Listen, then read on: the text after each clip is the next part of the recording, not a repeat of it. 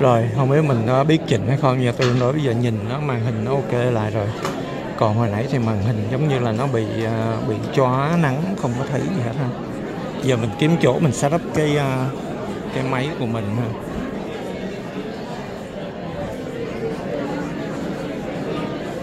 Không biết là mình để máy trên bàn này có được hay không ha. Mình đứng gần đây để có gì chút nữa mình để máy lên bàn đây, nó cao hơn ha. Nó có cái chỗ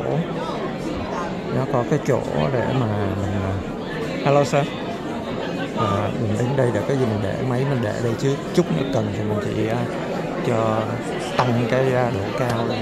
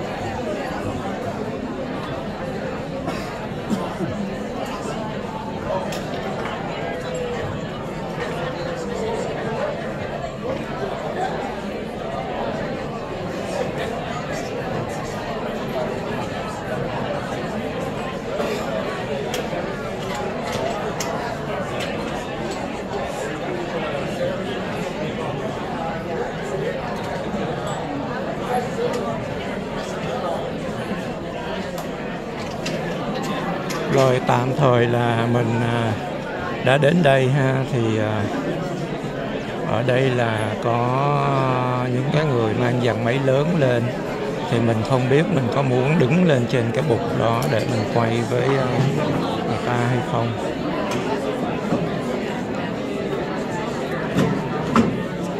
Nhưng mà cái cô này hơi lớn tuổi, cô đứng lên vậy người ta cũng hơi sợ, tại vì cô nói chung là cổ già yếu quá rồi, mà đứng lên những cái bục này lỡ mà bị cái gì thì phiền phức lắm, thành ra họ mới kêu cổ đi xuống.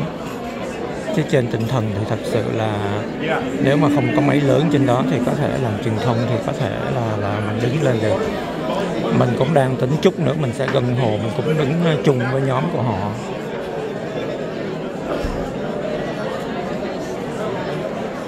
Thì tạm thời chỉ mới có 2 cái máy lớn thôi. Minh Giang nói sẽ mang thêm một cái máy chân máy lớn nữa đến. Bây giờ mình cứ đến đây mình dành chỗ trước đi, mình coi sao.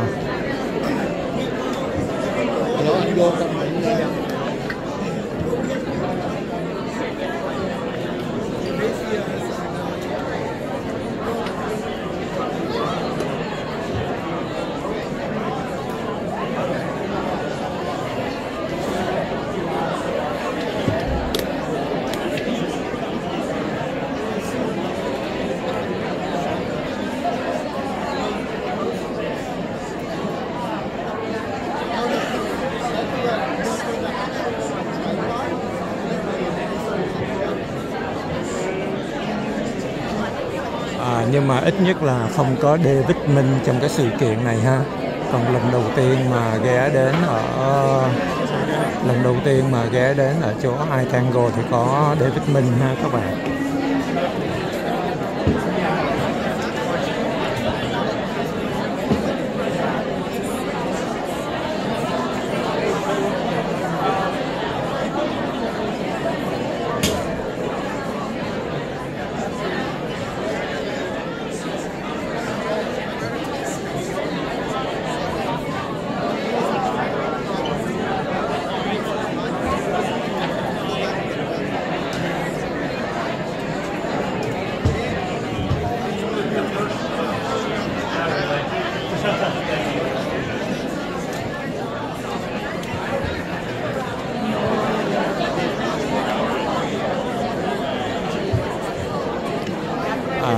Bây giờ là họ đang chuẩn bị microphone, có lẽ Tổng thống Bill Clinton chuẩn bị xuất hiện nha các bạn.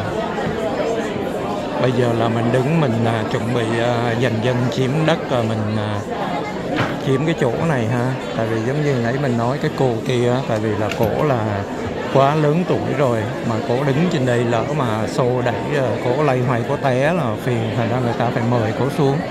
Chứ còn mình nghĩ làm cái bục này thì nếu mà không có máy lớn thì những người như mình cũng có quyền đứng lên để mà mình quay thôi. Tại vì họ có xác nhận mình là truyền thông rồi mà. Truyền thông luôn hả? Đúng rồi. Đứng đây được không anh? Đứng đây được không? Đứng đây được không? Không á.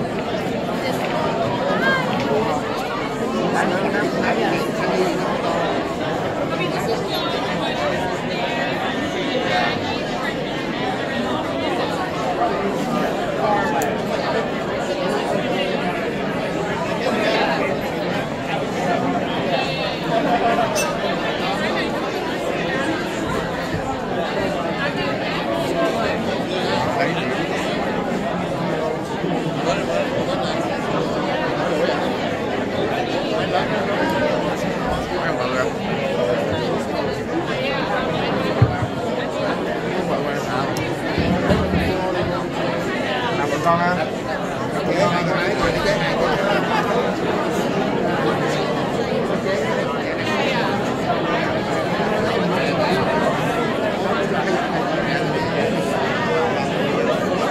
Dán đang trên đây.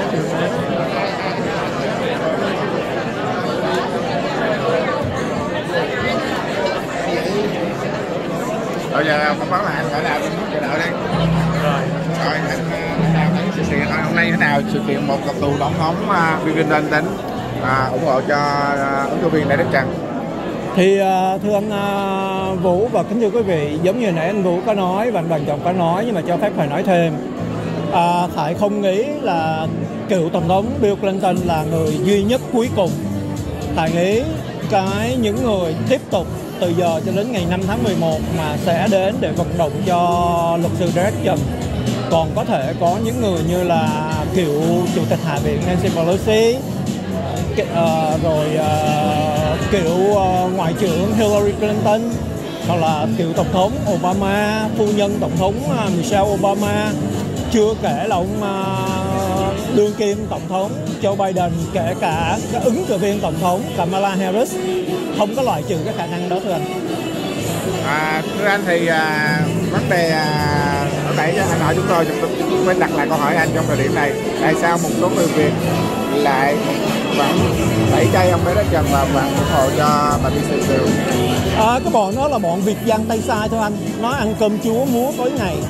thì anh biết rồi, từ từ chúng tôi là trong đó có nhóm drama của anh Minh Giang và Khải Đào sẽ trưng ra bằng chứng cho thấy tụi này nó nhận tiền của tài phiệt, của những cái băng đảng, rồi như của ông bà Sean Steele, Michelle Steele, để nó làm thân châu ngựa nô tài, khúc công tận tụy, mà làm thân khuyển mã để mà vận động bôi xấu, vu khống trực ngũ luật sư Derek Trần là ứng cử viên người Việt Nam duy nhất đang đại diện cho chúng ta và có cơ hội đắc cử, và Khải tuyên đoán ông ta sẽ đắc cử. Mà cái đám khốn nạn Việt Giang này nó vẫn tiếp tục vì đồng tiền, nó mà để lương chi tụi nó cho chó tha mèo mửa rồi thưa anh. Nó vì đồng tiền mà bây giờ nó lên đài, nó tung những cái tin bịa đặt, nói dựng chuyện, nói láo, và giống như nãy thầy hỏi anh đó là một cái sự ngu dốt trắng trợn láo lếu. Tại vì quý vị phải hiểu, khi mà nó nói là bà Michelle Steele được 70% phiếu là thưa anh là như vậy, trong vòng bầu cử sơ bộ chỉ có 30% những người đã đăng ký đi bầu người ta bỏ phiếu thôi, thì 70% của 30% là thật sự là 21%, đúng không ạ?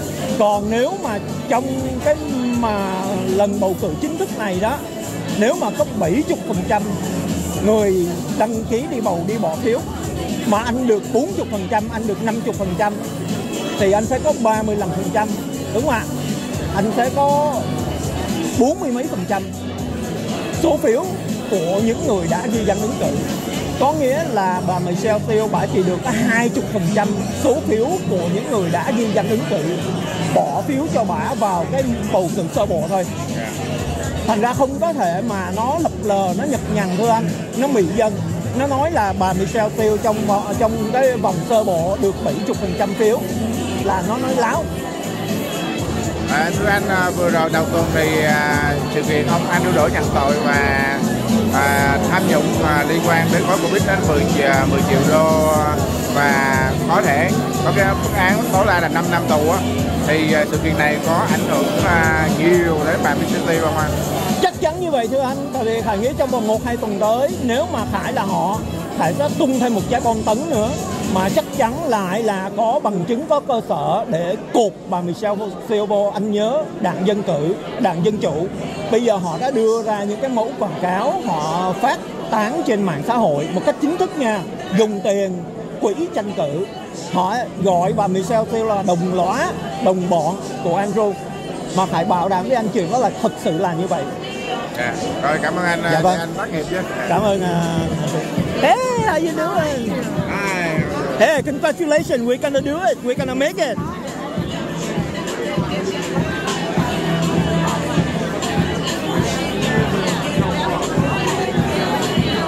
Rồi bây giờ anh Minh Giang vẫn còn đang, anh Minh Giang không có mang theo máy lớn à?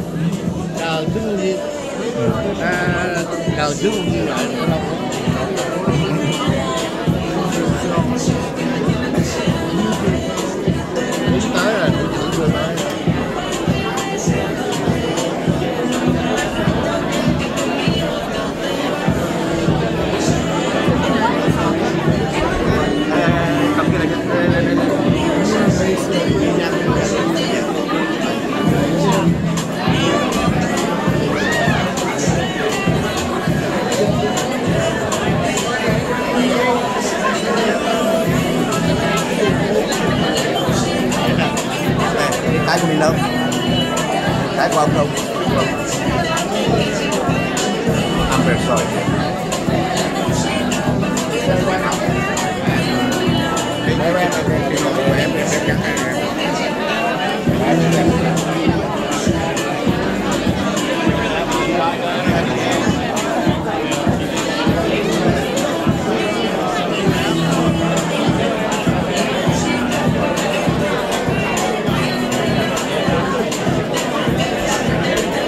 Kính thưa quý vị, bây giờ chúng ta chỉ còn có 10 phút nữa là cựu tổng thống Bill Clinton sẽ có mặt ở đây.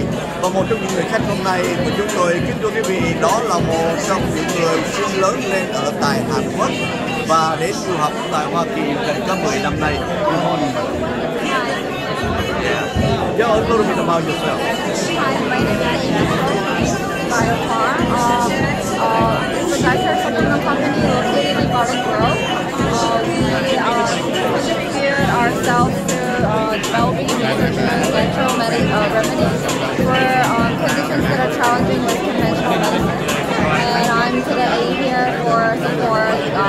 support Derek Smith. Why you come from the Korean and you know the one, the very strong candidate, Michelle Steele, she won, the Congress lady, for in that 2 terms. So why this support for Derek but not Michelle Steele?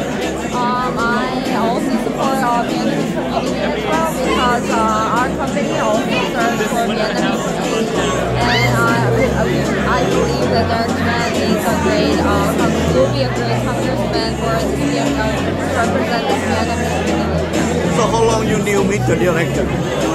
How long you knew meet the director?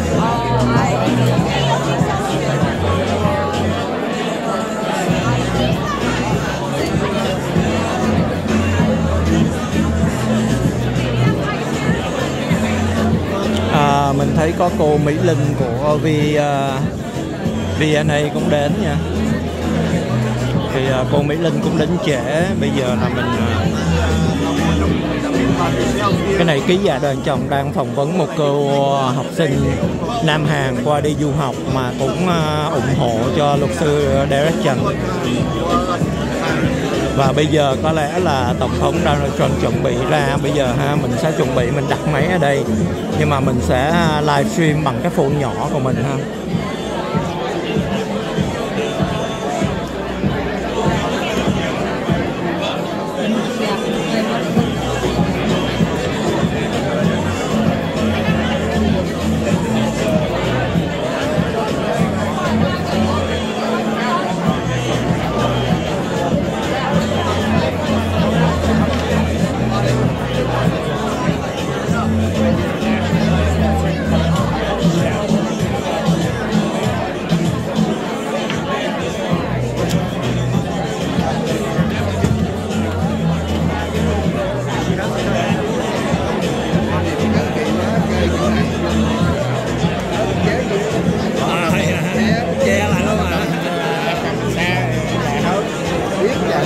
Nhưng mà nó che cái đầu nó giống lịch sử động này cái lịch sử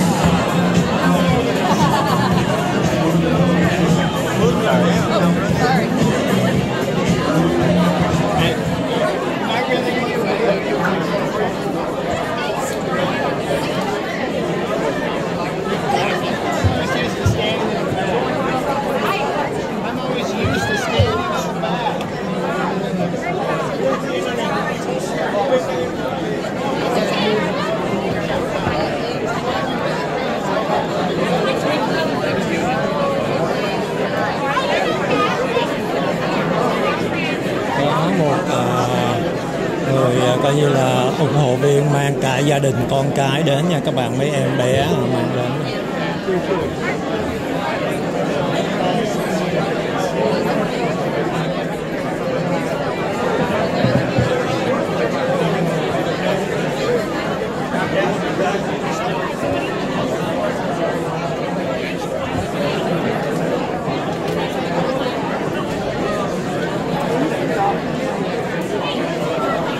Mình nghĩ chuẩn bị có lẽ là Tổng thống Bill Clinton sắp sửa xuất hiện rồi nha các bạn.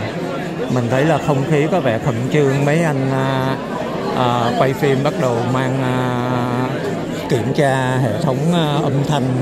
Thành ra mình nghĩ là bây giờ là bắt đầu là thấy là nãy bên đây có anh Jimmy Quang cũng có mặt ở đây rồi.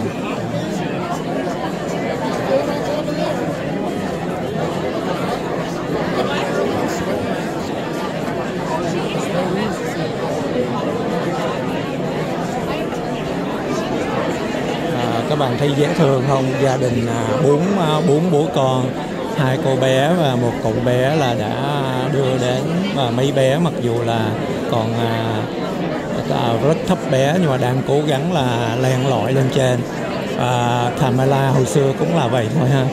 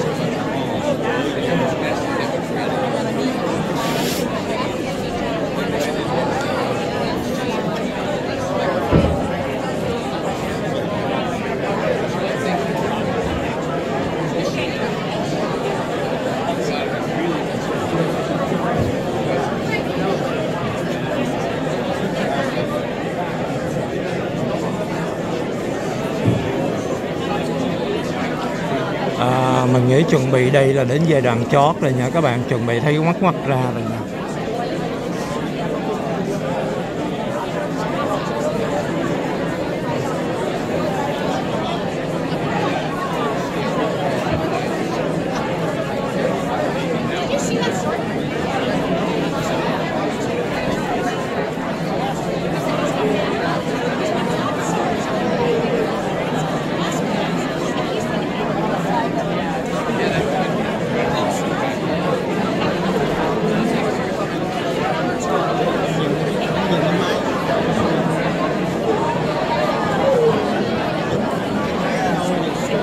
Nói bên ra qua đây mình là chen vô giữa đây. Ra đang quay với vòng vòng luôn.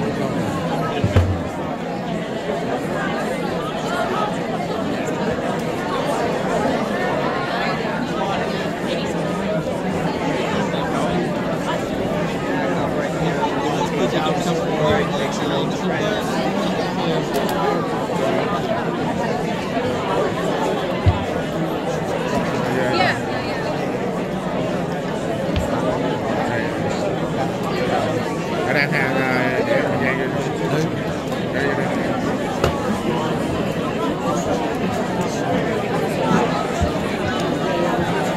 các bạn thấy là nãy cái anh giống như là quản lý điều hành ở cái khu này, anh đến anh kêu cái cô bé này phải dán mấy cái băng keo chặn đường dây, nhưng mà anh thấy mình thì anh cũng chấp nhận là anh không có ý kiến ý cò vậy thôi.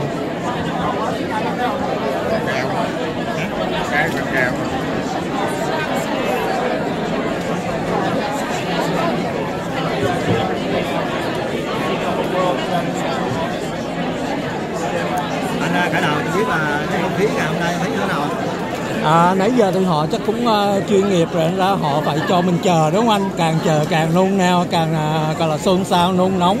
Nhưng mà Khải nghĩ chắc cựu tổng thống Bill Clinton chuẩn bị xuất hiện, sẽ sắp sửa xuất hiện rồi. Vì chắc có lẽ trong 10 phút tới ông Bill Clinton sẽ có mặt đến đây, chắc là biết ông Bill Clinton. Dạ đúng rồi, từ xưa đến giờ Khải không có tham gia những cái buổi rally vận động cho các đảng chính thống của Hoa Kỳ. Có chứng kiến là người Việt Nam mà ra tranh cử là có cái nào ông cựu tổng thống mà đến mà phải đi vận động cho được tiến hay chưa? Hồi nãy Khải có hỏi ký giả Đoàn Trọng có nhắc là hồi xưa giống như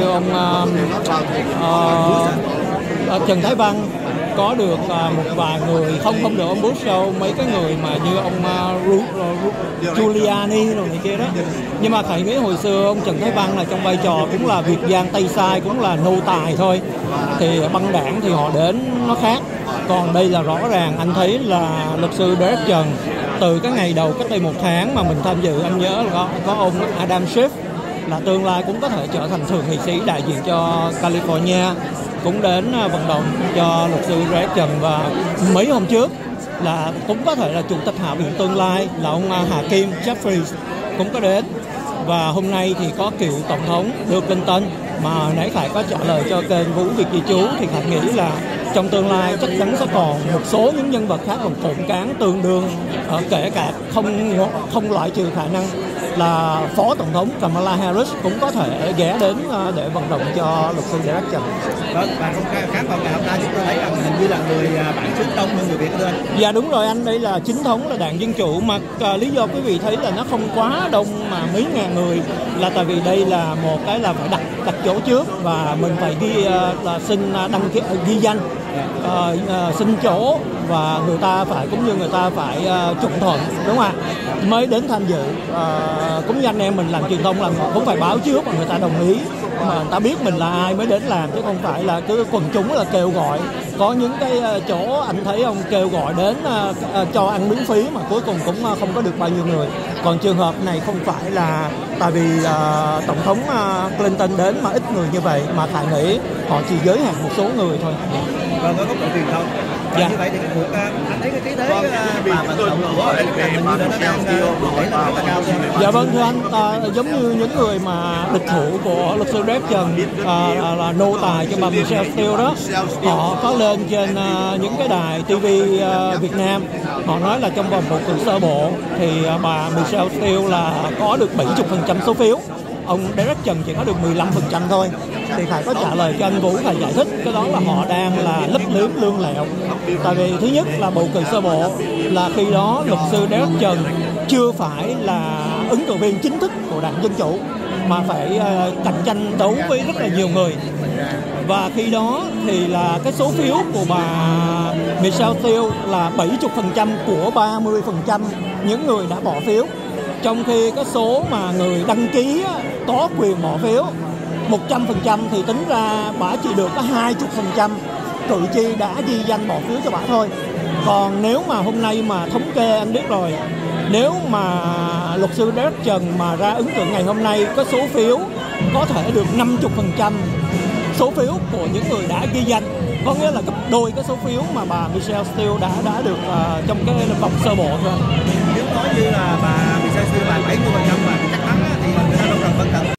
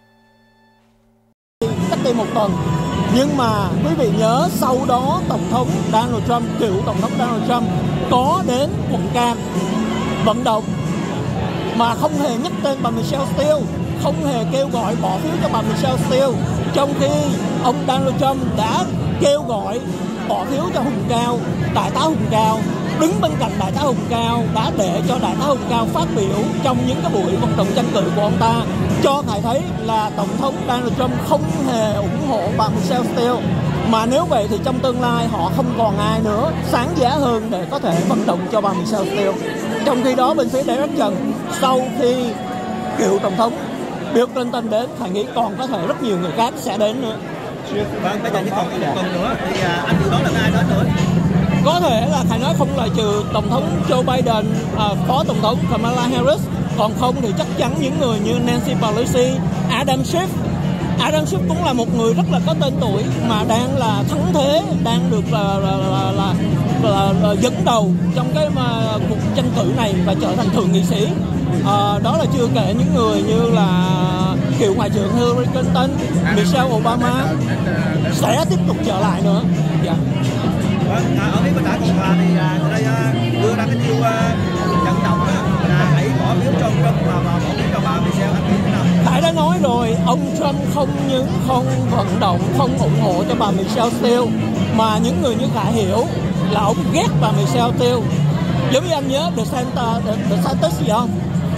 Thì ông Trump đối với bà Michelle Steele không khác gì đối với những người như DeSantis. Đó là ông là ghim, ông không thích bà này rồi, thành ra sẽ không có chuyện là ông vận động cho bà Michelle Steele cho anh. Vâng, thì có bộ thấy cũng đang rất là tập trung. Không biết anh này. Vâng, bây giờ thì chúng tôi thấy là mọi người rất đông.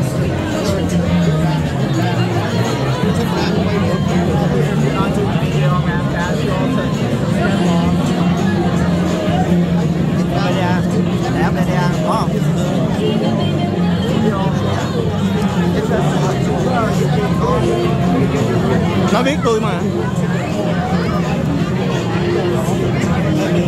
Không, tôi có mà nó biết tôi mà.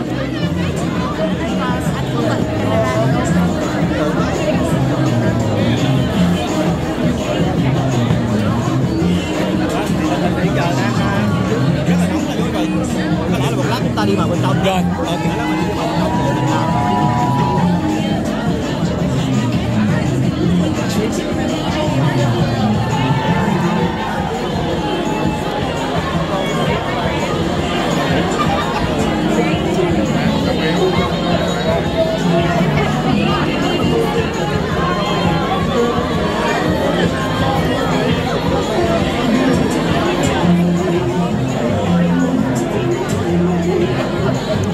Hãy thấy là người Việt á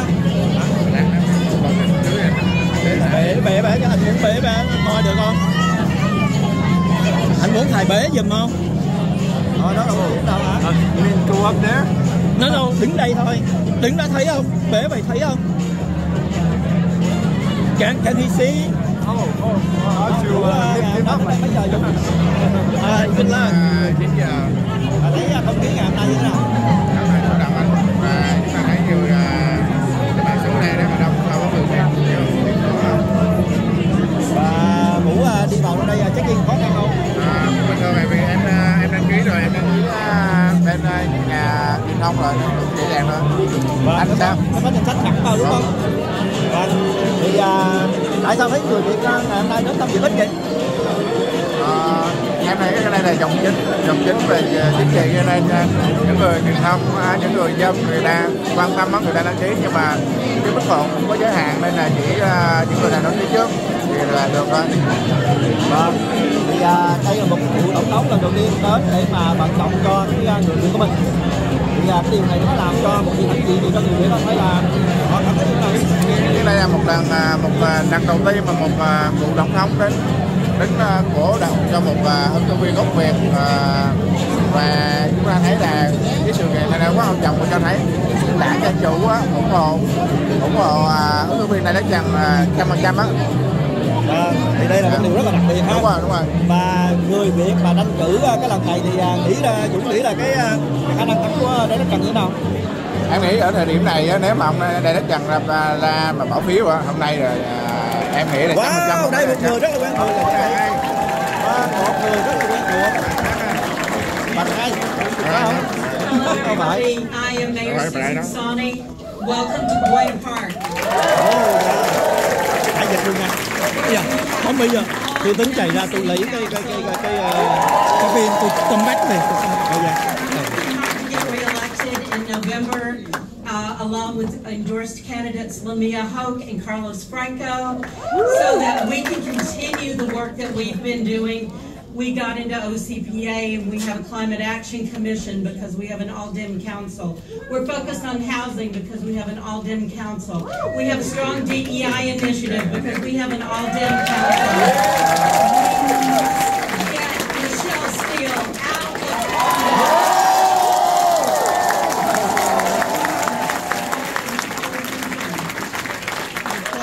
feel the electricity and energy here today. We all know the assignment. Thank you. Let's go do our job today.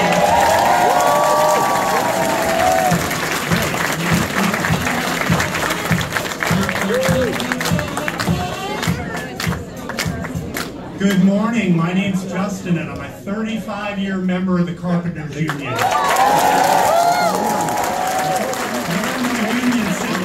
are you, Union? Where are my pro-labor siblings?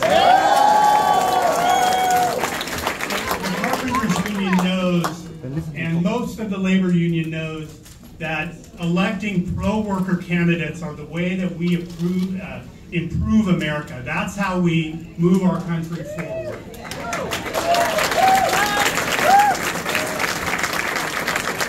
The Carpenters Union is all in for Derek Tran and for our other Democratic candidates in Orange County, and I'm glad you're here today. Thank you very much.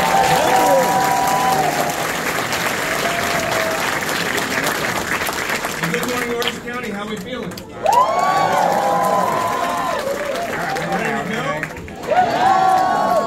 It is great to be in the House of Labor. Let's give it up for the Carpenters and the House of Labor.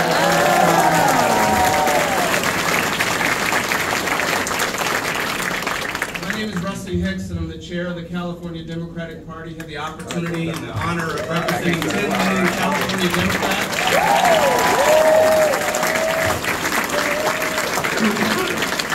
And we just have 10 short days to do 3 easy things. 10 short days, 3 easy things. First is to send a daughter of California to the White House.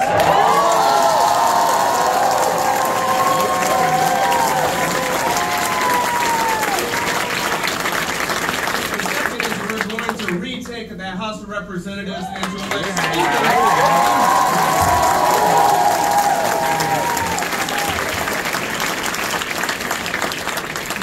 Number 3 is most important, and that's sending Derek Tran to Washington, D.C.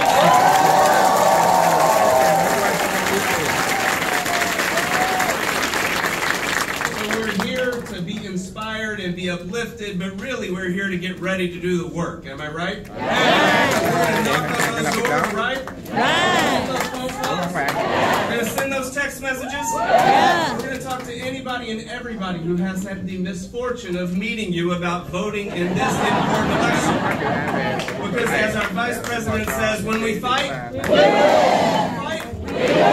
get to work.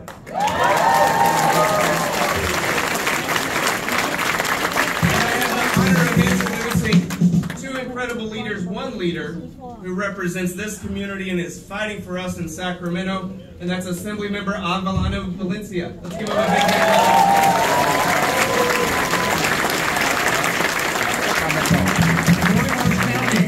I don't need the stool that's up here. I'm tall enough, so hopefully you all can see me.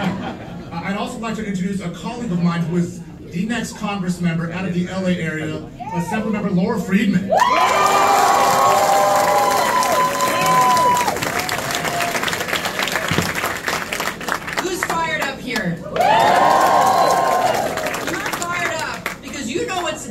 In this election. You all know personally what's at stake. What's at stake for our children? What's at stake for our futures? What's at stake for voting rights? What's at stake for climate change? What's at stake for abortion rights? You know that everything right now that we have fought for so many years is at stake. And that's why you're here. You also know that we have a couple of scenarios of how this election can play out. I know in my heart that this nation will do the right thing and send Kamala Harris to the White House. Yes. That be two different scenarios. One is that she comes into a Congress that looks like the do-nothing Congress that we have now, and we spend the next couple of years watching them try to impeach her. Try to discredit her, try to stop progress, to constantly continue to try to erode our rights. Or the other scenario is that we win back the House of Representatives and Kamala Harris is a Congress you can work with to get stuff done for this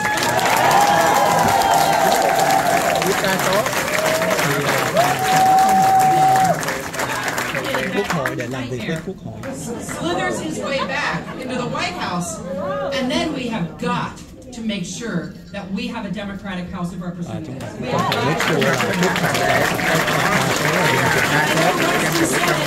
fight, we win. But how many of you are here today to walk?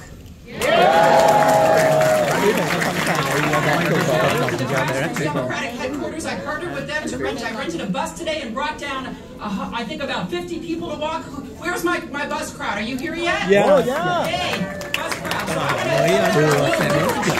I want to say, I think the bus is still en route, but we got a bunch of folks here. I want to say that when we walk, we win. When we walk, so go out there and let's win this thing. Yeah.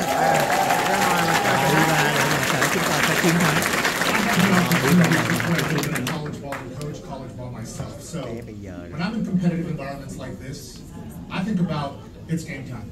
And that's exactly what this is. It's the fourth quarter, and we need to push through to make sure that we win as Democrats. The road to Washington, D.C. started in Orange County in 2018, and we're going to finish it again this year.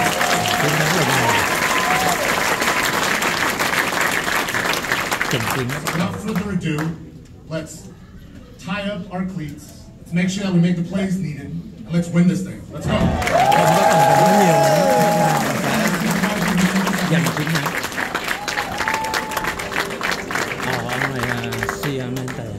Buenos dias, Orange County. Hola. Democrats, are we fired up?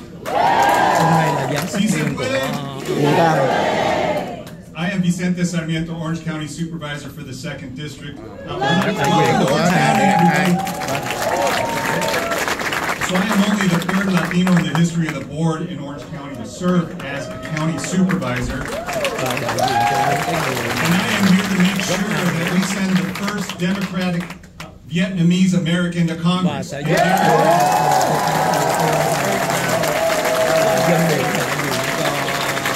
to share a little history that we made this past week. One of my colleagues on the Board of Supervisors, former Supervisor Andrew Doe, had to resign. He had to resign. He had to plead guilty to a public corruption charge. He had to plead guilty to bribery. And I'll tell you, elections matter.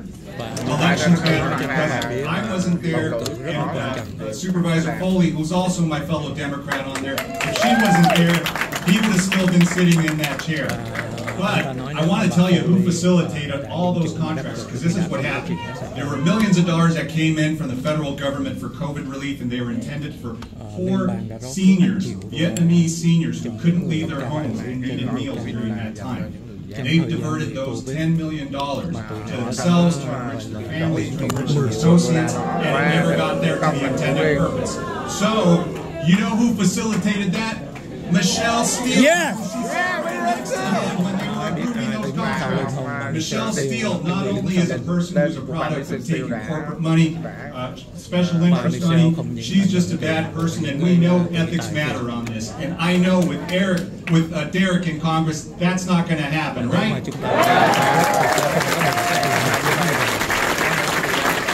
just know when you're walking out there, when you're calling, when you're making sure we're successful for Derek and sending him to Congress, we understand that we are removing somebody who's been vicious to our people, who's stolen money from poor people.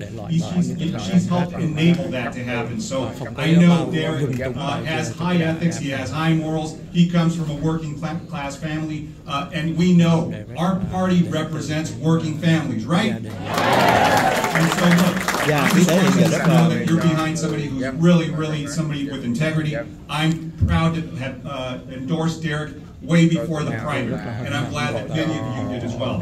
So look, we have some friends visiting us from out of state. I want to make sure they have some time, and you give them a warm Southern California, Orange County welcome. Please make some noise for Congresswoman Jill Takuda from Hawaii and Congresswoman Marilyn Strickland from Washington.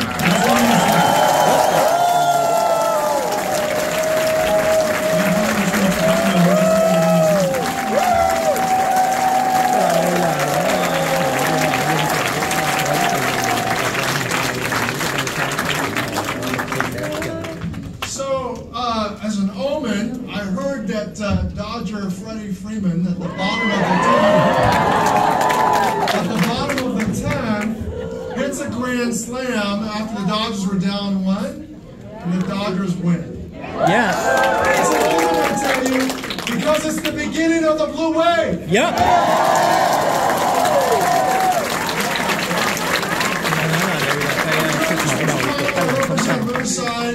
Former chairman of the Veterans Affairs Committee, and when we controlled the House of Representatives, we passed the largest expansion of benefits in generations, known as the Honor and Art Act.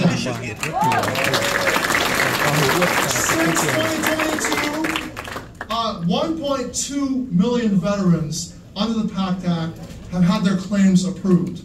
And it's meant thousands and thousands of veterans getting off the street because they can afford now to get housing. But you know what?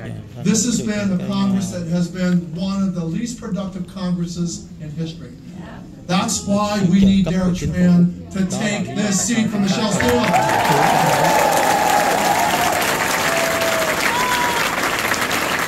We need Speaker Hakeem Jeffries.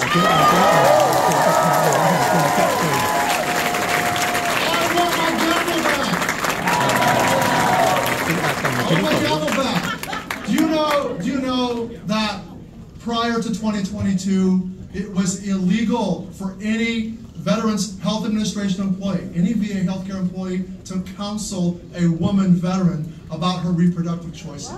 Did you know that? It was illegal. Even in the case of a life-threatening pregnancy, rape, or incest, or her mental health, a VA employee could not talk to a woman veteran. A woman who put on the uniform of our country, who protected your freedom and my freedom. But her freedom was not respected at the VA until, under the leadership of Joe Biden and Kamala Harris, we changed the rules in 2022. Now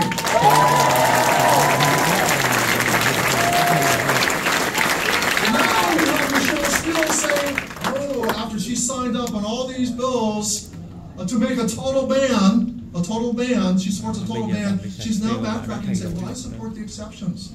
She's lying. And I'll give you some evidence. She voted for the Milcon VA appropriations bill in this Congress, one of the most extreme in history. And you know what that bill does? It takes us back to pre-2022. She voted against the exceptions. So, I need Derek Tran, who has worn the uniform of our country, who has also fought alongside the women who've worn the uniform of our country. We need him to take her out. We need him because he knows what it means to respect the very women who fought for your freedom and my freedom.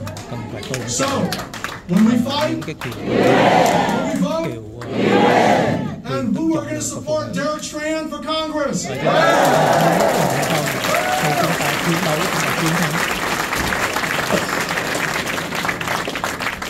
Thời điểm hiện giờ thì chúng tôi biết là ông Bill Clinton đang đi ở ngoài đường, đang đi ra cái đường phố và cũng sẽ trở lại trong thời gian ngắn đây. Aloha everyone. Aloha. Hello. This is a sight to see. Let me tell you, I don't travel thousands of miles over the Pacific Ocean from Hawaii. Hawaii, beautiful place, by the way, for just anyone. But for Derek Tran, and for the democracy he will bring to this district, to counter the hate that Michelle Steele has wrought on Congress. I'll travel anywhere in this country that you ask me to be. Now, I'm looking out the room to see if I see any Hawaiians here, and chances are maybe I've got one or two. Any Hawaii here? I'm not jumping. I've got my Hawaiians here. Yes. You can find us anywhere, by the way. It's usually a spam aisle. But just so you know, I'm Jill Tokuda, and I'm a badass Asian mother.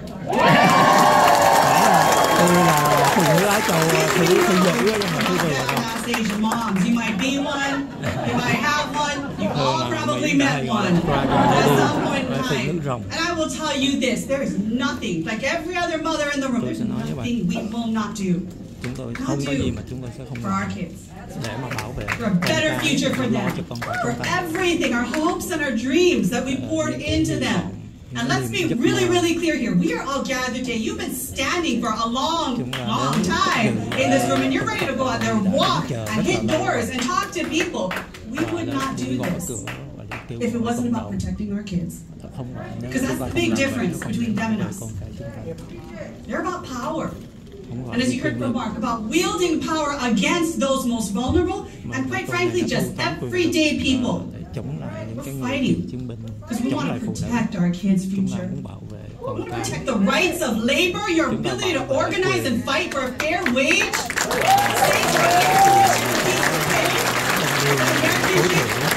protecting our ability to put roofs over our heads and food on the table. And for many of us that don't look like them in their eyes, we're protecting our right to be Americans.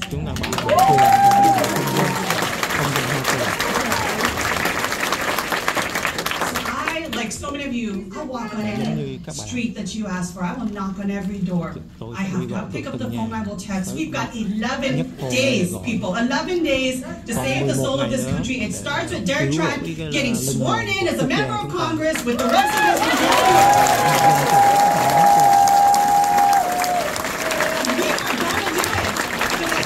There's one powerful, simple truth I ask you to embrace. Even when those doors get a little bit gnarly when you knock on them and the responses may not be always so pleasant, remember this one truth. When we gather together, when we come together for something as powerful as democracy, peace, protecting our families and our children in the future, there is nothing that can stop us. Mahalo, everyone. Thank you for being here.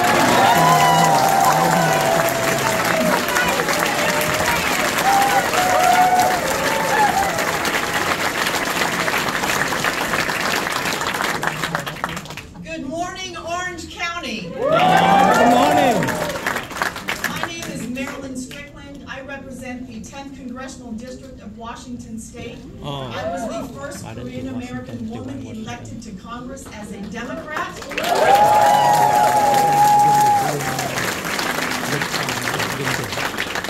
And I'm the only member of the Blasian Caucus.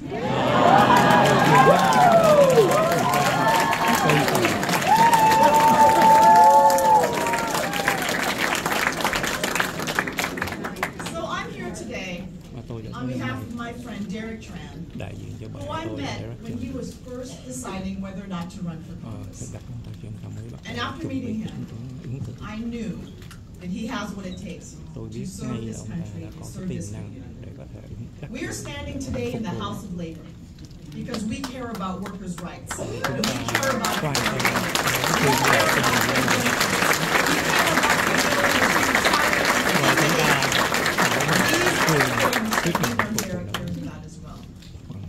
He has worn the uniform. He has served our country with honor.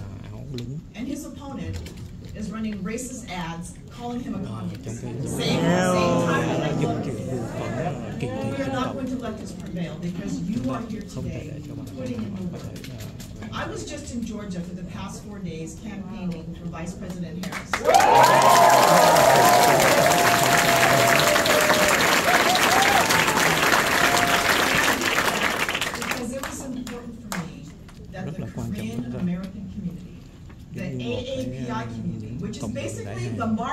victory in every close election in the United States knew that someone was there to reach out to them, go to their churches, their small businesses, to show up and host a Korean barbecue dinner. So when I talk about this, I talk about representation. And some people are asking the question, what's a half-black, half-Korean woman from Washington State doing in California campaigning against a Korean woman? Here's what I tell others. Representation matters, but it only matters if you're going to fight for your people and do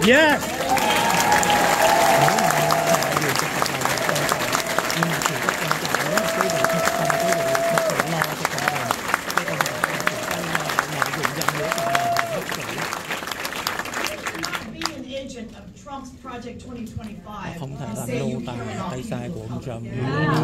Cái việc lo cho dân. And vote against every common sense gun bill and say that you care about our babies going to school and not having to worry about being shot. You can't seem to care about our community if you don't support labor rights, because we know that our people get access to being in a union, and that is the American dream. My cousins, when we came to the United States, got jobs as postal workers, working in factories. It was good union jobs that gave them the entree into the American dream.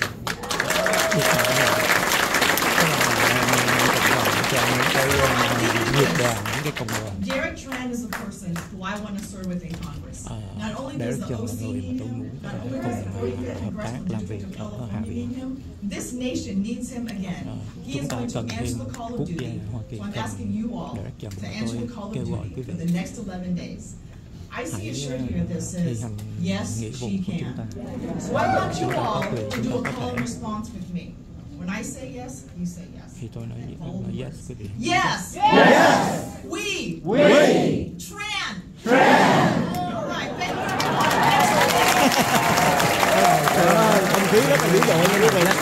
Không khí rất là nóng nha. Yes, we can. Mình là những người ủng hộ cho Derek Trần. Rồi bây giờ Derek Trần chắc chuẩn bị ra và sau đó sẽ là kỳ tổng thống Bill Clinton.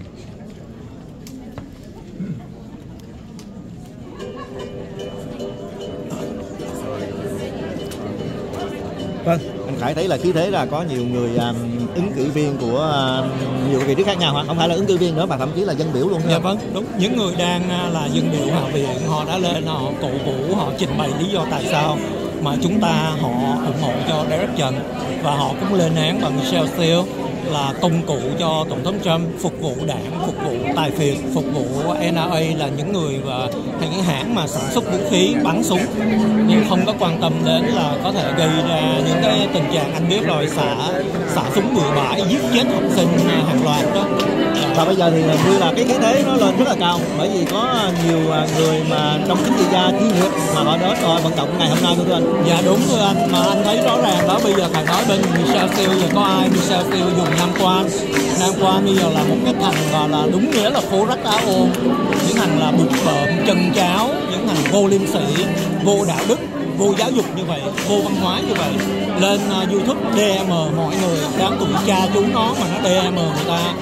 Rồi anh thấy nó đang họp, nó bỏ dậy, nó bỏ đi, đứng dậy nó bỏ đi, thì nó xứng đáng làm nghị viên hay không? Mà bây giờ bà Michelle Steel thay vì nhờ những cái dân biểu đi vận động cho bà, thì bây giờ nhờ những cái đứa như là Nam Quan đi vận động, kể cả luật sư Dina Nguyễn là hoàn toàn là sẽ có vấn đề gọi là gì anh, có cái vấn đề liên đới trong cái vụ Andrew Đỗ, tại vì tổ hợp luật sư Dina Nguyễn đang đại diện cho ông Andrew Đỗ, chưa kể trong quá khứ đã làm việc sát cánh với Andrew Đỗ, mà nếu mà họ điều tra là chắc chắn là băng nhóm của Dina Nguyễn, Trần Thái Văn, Nguyễn Quốc Lân, Chí Tạ, Nguyễn Mạnh Trí cũng sẽ bị điều tra thôi anh.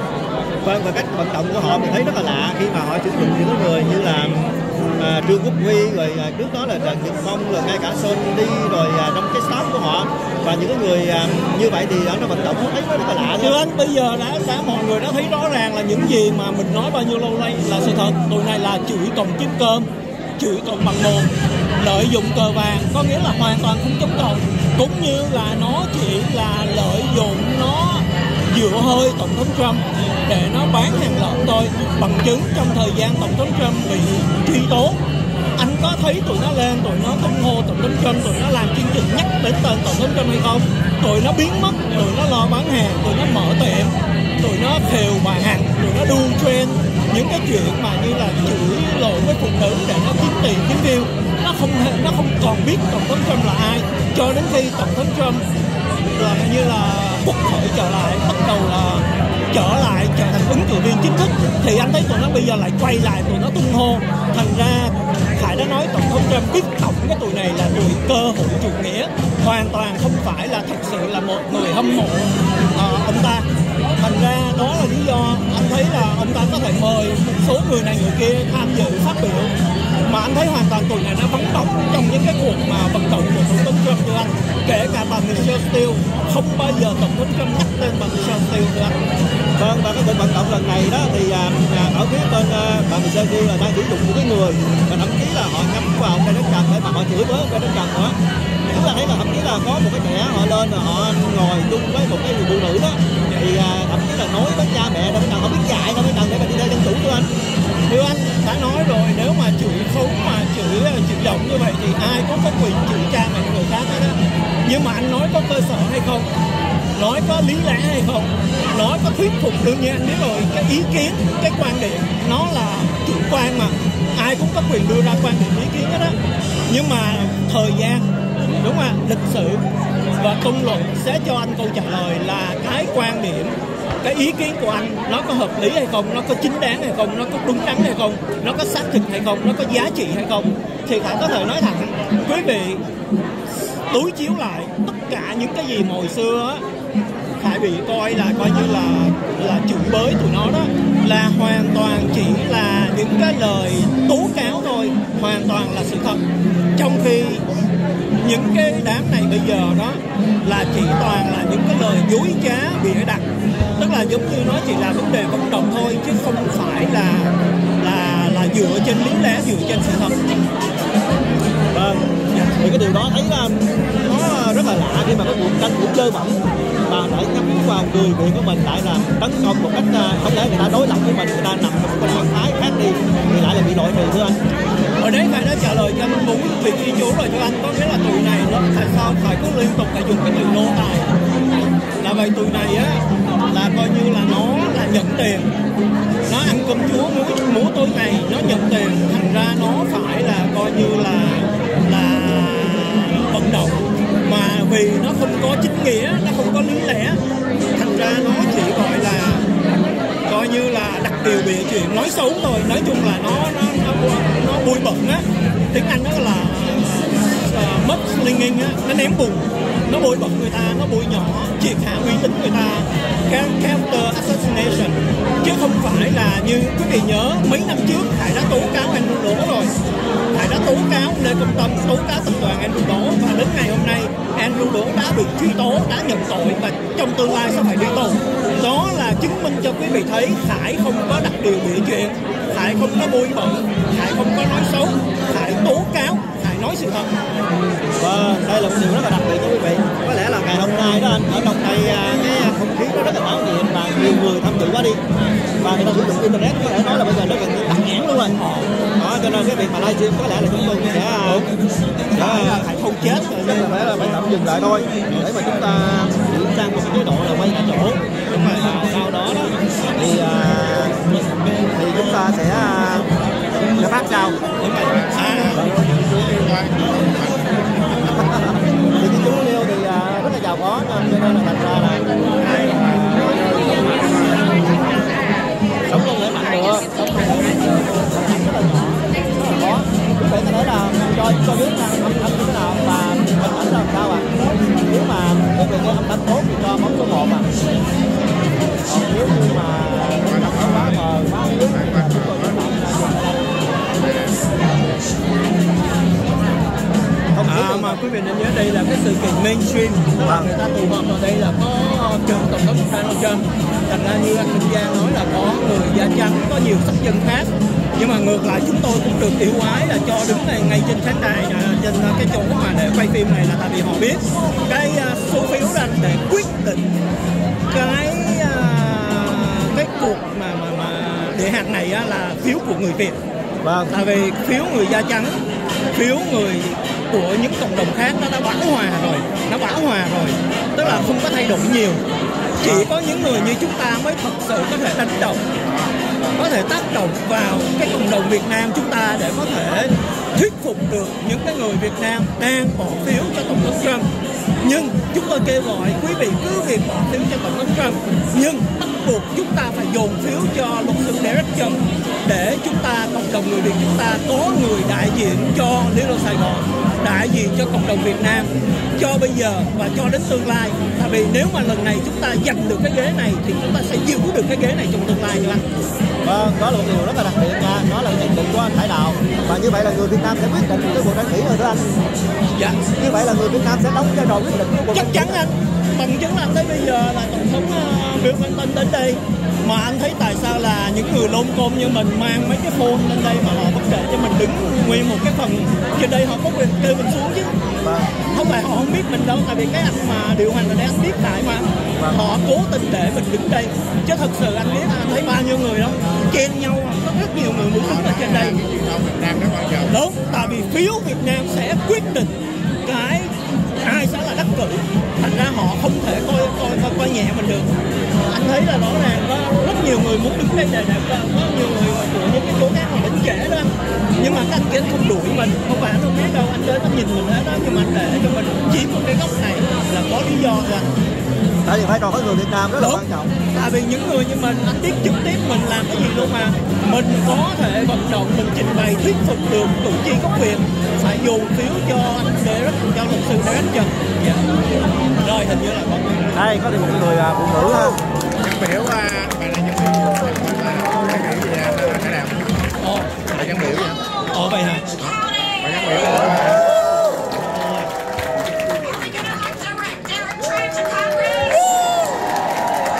chúng ta có bỏ phiếu cho Derek không?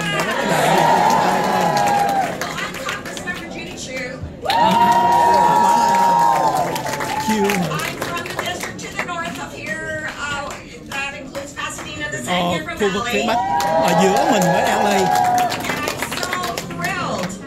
To be with all of you today to support the next Congress member from the 45th District, Derek Trump.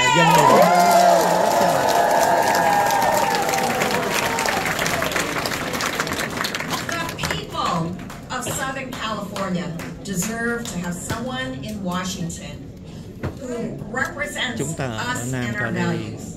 And that's why we need to do everything we can to elect Derek Chúng ta phải Trump làm tất cả hết sức để có thể giúp cho Derek Trump.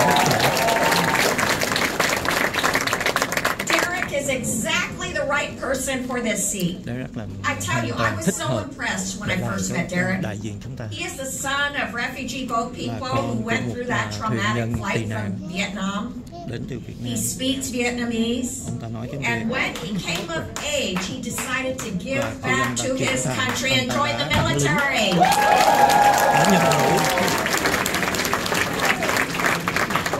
And even then, when he finished his service in the military, he did not rest.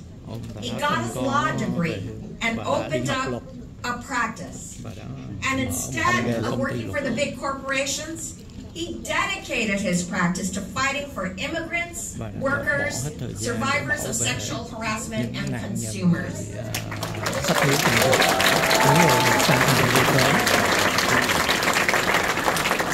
And now he is a proud small business owner with his wife, Michelle, where they run a pharmacy. Có cô vợ là cũng có một cái tiệm thuốc tây. Derek is the embodiment of the Vietnamese experience. And with this area being home to the largest Vietnamese community outside of Vietnam, it's well past time that this district elected a Vietnamese American to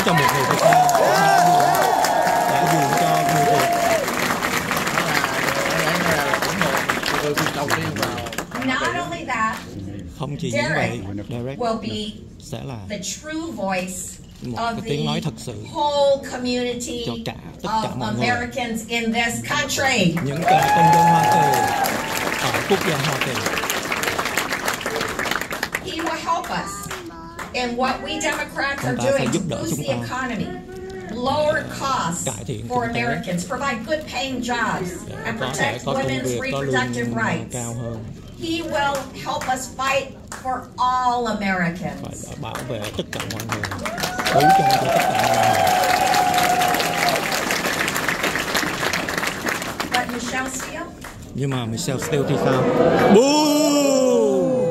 Boo! she voted against every single one of our bills that Và bà did đã bỏ exactly phiếu ngược lại this. hết tất cả những cái She gì voted mà against đi với the cái chính sách $1.2 chủ trương trillion của Đảng Dân to Chủ, help California fix our failing roads and highways.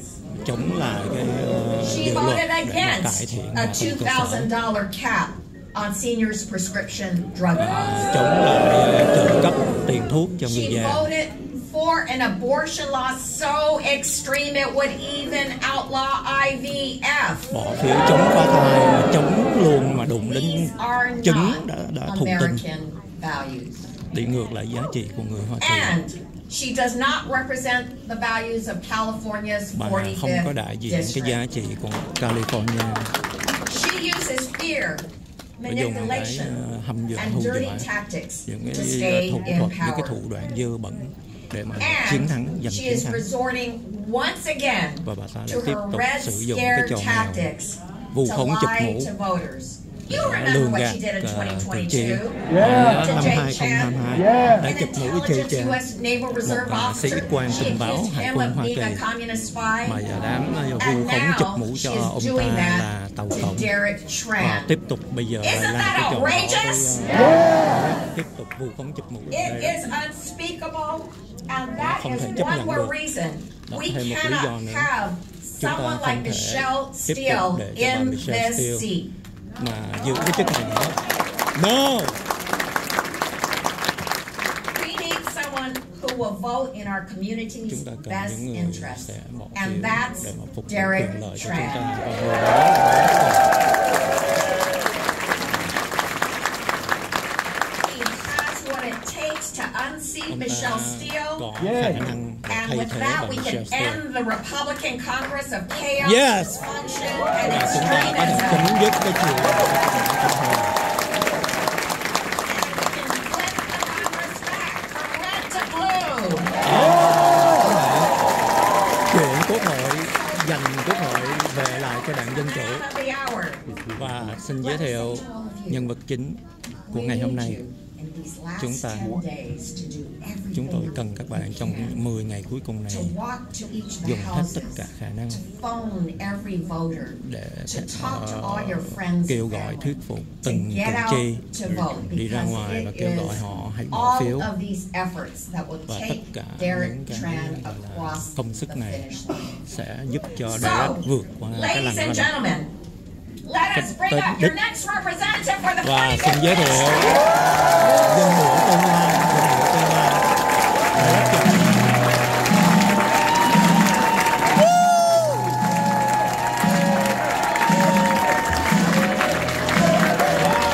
con đứng lùi cho con. Không, con lùi, con lùi. Thank you so much. Thank you. Thank you, Congresswoman Chu. Is everyone ready to flip California's 45th? Yes! Is everyone ready to make Hakeem Jeffries our next speaker? Yes! How about, are you all ready to make Kamala Harris and Tim Walz our next president? Yes! Thank you so much. I'm Derek Tran, and I am running to be your next congressman. My story begins with my parents. After the fall of Saigon, my family attempted to flee with nothing but the clothes on their back in search of the American dream. On my father's first attempt, he lost his wife, 2 sons, and 2 daughters. He, along with my 3 half-sisters, survived. He met my mother, and the second time they made it to the Indonesian refugee camps as boat people. As countries around the world, Canada, Australia, Switzerland, opened their doors, my parents waited. They waited for America. They waited for America to welcome them in. I was born just a year later. Growing up, we did not have much.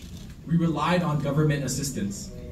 There were times I felt shame watching my mom use food stamps, what I thought was fake money to pay for our groceries.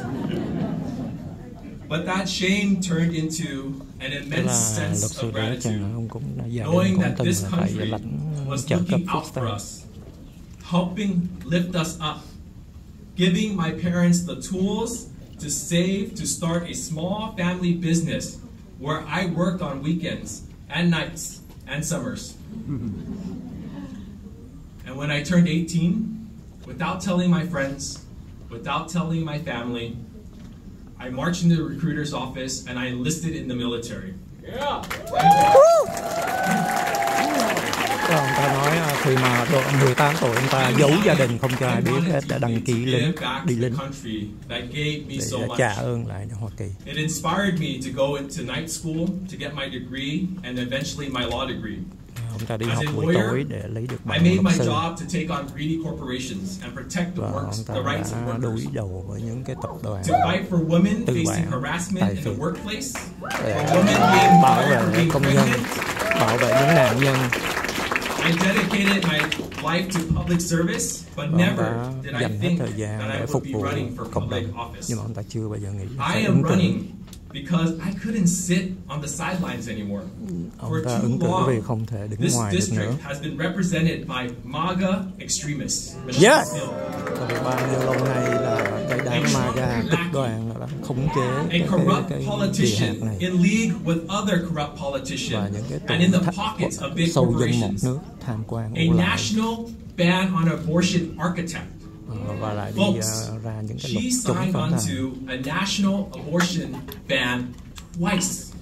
2 lần That ra means những cái luật chống phá outlawing thai the abortion rights here in California và that's xâm been phạm cái enshrined quyền in tự Prop do 1. của phụ nữ That's no exceptions for rape, incest, or và health không of the có mother. chừa, không có cho But một her cái time trường hợp is nào coming mà because of people like you.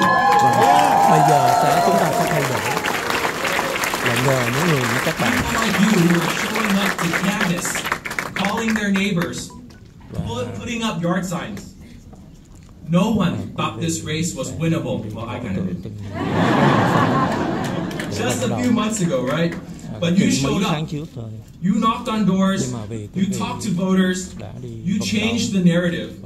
And now the country, the whole country, is looking at California 45 to see who will control the next Congress. Bất ngờ chúng ta sẽ làm chủ Because of you, because of you all, Elon Musk is pouring in millions of dollars to I mean this. Because of you, President Bill Clinton is here. Yes! Tổng thống Bill Clinton đã đến đây. President Clinton and I just stopped by for some Vietnamese coffee, some cafes. Wow. Ông ta và Tổng thống Bill Clinton đã ghé lại cà phê suối đá. That I would be happy right now. I would have told you all crazy, right? I didn't believe that a former president would be here for me. But it is such an honor to have him here as part of this campaign, as part of this movement. With you, tôi là một phần của cái President phong trào Clinton, này with và với every sự supporter hỗ we are trợ going to ủng win hộ this coming của November. cựu Tổng thống Bill Clinton, chúng ta sẽ chiến thắng. Thưa quý vị, It is with great honor với sự hân hạnh, introduce and tôi welcome xin to giới the thiệu stage my former commander-in-chief, và Tổng nguyên thủ của chúng tôi Bill Clinton. Yes!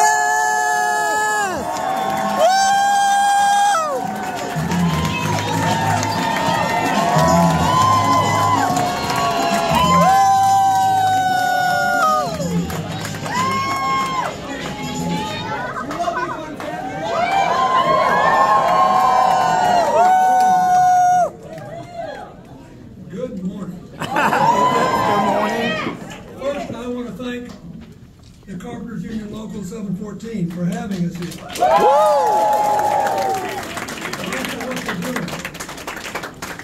The Carpenters Union was essential to one of the things I did after I left office, which is to get unions, pension funds, dedicated to infrastructure when we got no help in Washington. So I said, you know, let's just raise the money. You'll get a good rate of return on these investments. And we'll put all these union workers to work. Ông nói vận động những là thành viên của công đoàn. Họ đã quyên góp được 16 triệu. Và đã được cái dự án mà có nhiều tiền to lớn nhất của quốc gia Hoa Kỳ. Ông cảm ơn tất cả mọi người đã có mặt ở đây.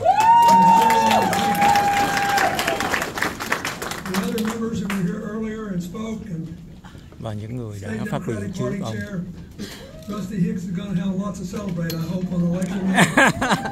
Và hy vọng là chúng ta sẽ có thể ăn mừng sau ngày bầu cử.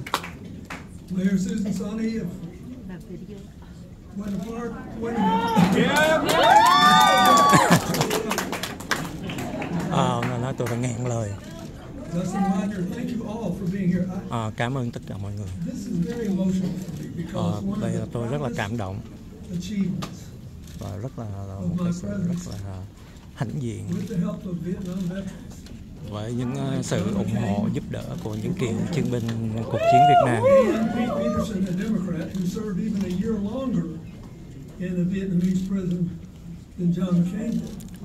Và những người đã ở tù còn lâu hơn thượng nghị sĩ John McCain. Which included their extraordinary efforts to help us recover the remains of all of our. Và những nỗ lực đã thu hồi những cái hài cốt của những cựu chiến binh bị mất tích ở Việt Nam.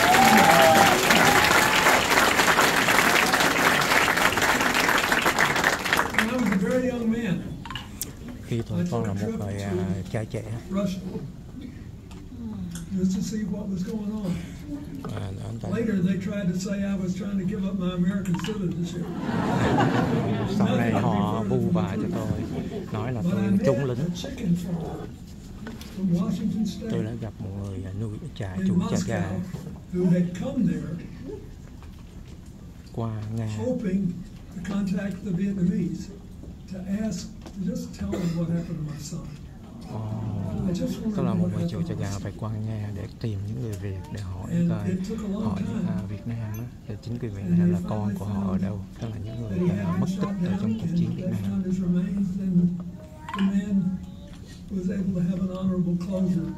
Và cuối cùng chúng ta đã có được một cái kết thúc trong danh dự.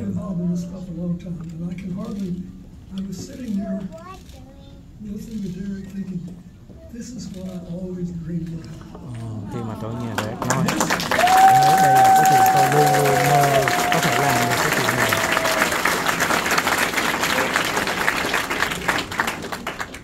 I think it's inexplicable why the congressional district with the largest number of Vietnamese Americans in the country. Không thể tin được tại sao mà cái cộng đồng mà có một cái trường hợp có cộng đồng Việt Nam đông như vậy mà lại không có người đại diện là người Việt Nam.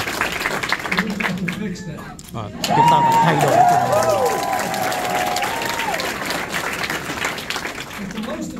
Mà chuyện quan trọng hơn mà quý vị sẽ sắp sửa bỏ phiếu cho một người có thể là coi như xác định để chứng minh được cái giấc mơ Mỹ là hoàn toàn là có thật.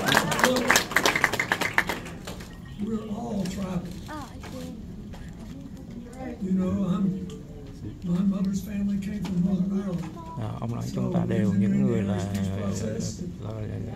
định cư Hoa Kỳ từ những cái nguồn gốc khác nhau,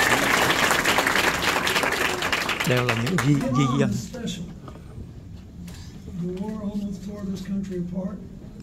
Mà chúng ta đã gần như phá cái nước này, sâu xé cái đất nước này. Chúng tôi không hề muốn xâm lăng Việt Nam, chúng tôi muốn giải phóng Việt Nam thôi, muốn giúp họ có tự do.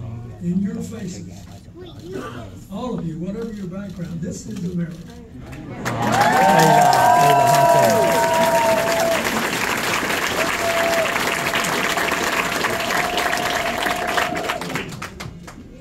here's really at bottom mà cái vấn đề cốt lõi là cái cuộc bầu cử này là gì? Ai sẽ là người xứng đáng hơn? Inclusive tribalism. Những cái người di dân chúng ta.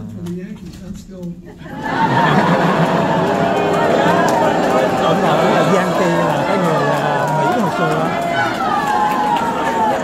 Cái từ Thượng Lóng gọi những người hồi là khai quốc, mấy người Mỹ trắng khai quốc là Yankee. Bây giờ họ gọi là redneck.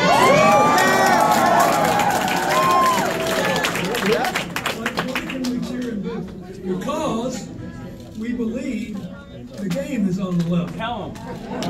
Tại vì chúng ta tin tưởng là chúng ta có cái cơ hội công bằng để mà tham chiến tranh thắng, bình đẳng công bằng.